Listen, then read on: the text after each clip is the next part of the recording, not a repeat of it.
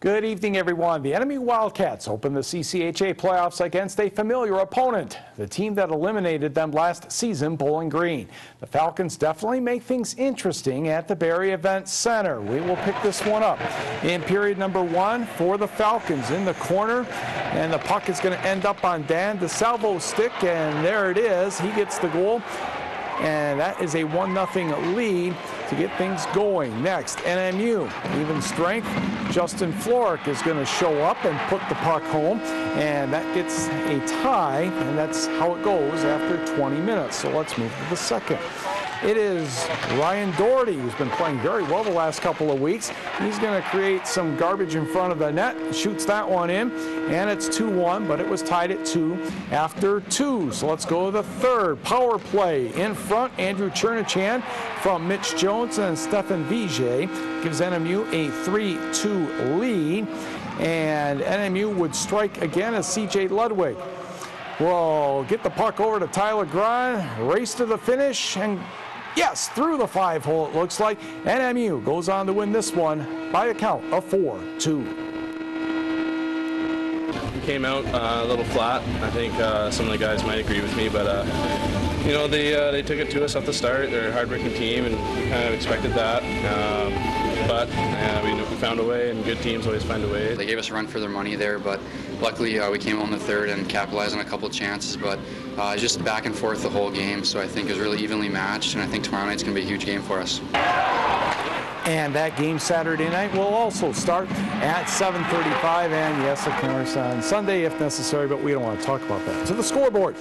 And the home teams win in the CCHA playoffs tonight. 4 different goal scorers for Lake Superior State. Lakers edge Alaska 4-3, and Notre Dame blanks Ohio State 2-0. WCHA, Michigan Tech trails Colorado College 3-1 going into the third period.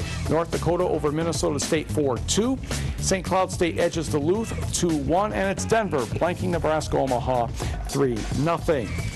A new tournament comes to the Upper Peninsula, the Girls Under-19 House and Recreation Hockey Tournament.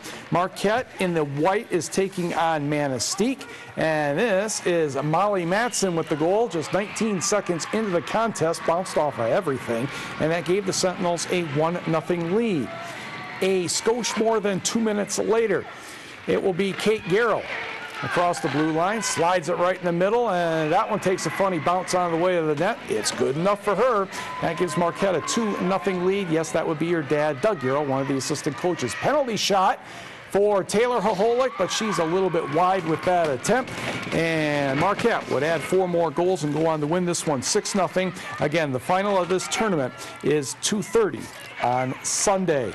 The other scores from the first day of this tournament: Mackinaw City edges the Marquette General Health System Sports Rehab 5-4. Gladwin defeats the Copper Country 6-0. And it was Alpena in a shootout almost, 8-5 over Farmington Hills. Plenty of basketball when we come back. Negaunee defeated Ishpeming twice during the girls' high school basketball regular season. Could the Miners make it 3 in a row? Let's go to Gwynn for this Class C district final. We'll pick up the action in quarter number 4, and the Hematite fans are happy because they lead by double digits.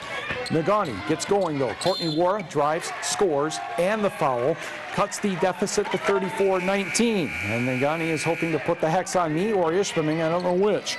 Next for the Miners, Kaylin Ryle out of Wara. 3 from the outside. She had 14. Next thing you know, it's 34-22. Hey, might have a ball game here. But off the miss from Alicia O'Brien, that's a great play by Molly Provo to get that one to go in, 37-22. And then Gabby Crowley, the nice pass to Provo. She had 13 points, and Ishpeming was starting to look reasonably safe. And then Jordan Grigg to Alicia O'Brien, and splash. That's the finisher. And Ishpeming wins the district title 43-24. So Ishpeming will face its next opponent Tuesday in the regionals in Marquette. Now on the scoreboard, Ishpeming does not know its opponent yet. Lance defeated Hancock 68-43. Lance and Houghton meet Saturday at 7 p.m. to decide that district title. Meanwhile, these are district finals. St. Ignace over Manistique 82-41. Lauren Goldthorpe at 23, Kelly Wright 21 for the Saints. West Iron County, paced by Jacqueline Warres 22. 32 gets past Iron Mountain 61-50. Ricky Gingras had 20 for the Mountaineers. Now we're going to go to Class B at Escanaba. Gladstone taking on rival Escanaba. By the way, there was a yes I heard from that sign. In the first quarter, Olivia Nash to Meredith Marlett, that would give the Eskimos the early lead. Answering right back, Erin Boddy to Jamie Botruff. She ended up with 17, and we are tied. Botruff again will spin down low, put that one in off the window for 2 more. Second quarter now, Escanaba's down by 7. Trista Barron had 13 on the night, the bucket and the foul there. But Whitney Wells will find Courtney Nevela, the drain to 3. This one right down to the end. And Gladstone was your winner, 48-45. This is Class B semifinal action. So who is Gladstone's opponent on Saturday? Sault Ste. Marie or Menominee is your current answer. We'll fix that in a second. In the third quarter, Menominee's mate Paige Owens finds Tatum Iki for the hoop, but the Blue Devils have the double-digit lead.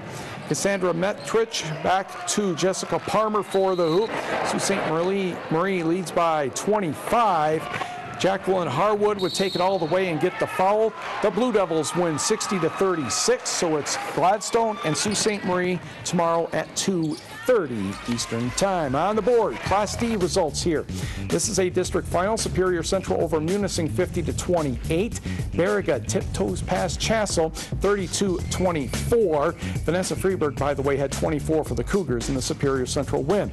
Also district finals, Forest Park over Bessemer 47-28. Brimley Downs Pickford 47-34. Semifinals here, North Central over North Dickinson by 23. Jamie Madalinsky had 26. Bark River Harris gets past Kearney Nato 72-54. So it's North Central and Kearney and Bark River Harris, I should say, tomorrow night at North Central. Boys scores, a couple of games to wrap up the regular season. Travis Wangerin had 21, Stevenson 54, Menominee 47, and Calumet doubles up Dollar Bay 62-31, even though Joe Doobie had 22 for the Bays. The all Great Lakes Intercollegiate Athletic Conference basketball teams have been announced. Allie Hayter of Michigan Tech is your player of the year. Lake Superior State gets 2 players on the second team, Derek Billing and Kyle Hunt. And one of the defensive players is Alex Cooley of Michigan Tech. On the women's side, Sam Hoyt and Lindsay Lindstrom of Michigan Tech are on the first team, along with NMU's Chelsea Lyons. Maria Bleszczewski of Lake Superior State on the second team. And Hoyt, Lindstrom, and Lyons were all named to the defensive team. Wrestling tournament. We have 2 UP wrestlers that will be in the championship finals tomorrow at the Palace of Auburn Hills, and both are from St. Ignace. Joe Ostman at 171 pounds pinned his semifinal opponent in 1 minute and 15 seconds. I say Ostman's at 2:15, excuse me. Galloway Thurston's at 171 pounds, and he won his semifinal with a technical fall 15-0 at 5:29. So late Saturday afternoon will be the championship matches. By the way, Escanaba's Dalton Perrin Spear was pinned in his semifinal, but for a guy who's only wrestled a couple years, he's doing real well. He is still in the consolation bracket. A quick note from state bowling. There were 4 teams from the UP in the state finals today. In the team competition, only 1 advanced from the preliminaries, and that was the Ishpeming boys in Division 3. They were the top qualifier out of 18 teams. Ishpeming won the quarterfinal, but lost in the semifinals to eventual state champion Fremont.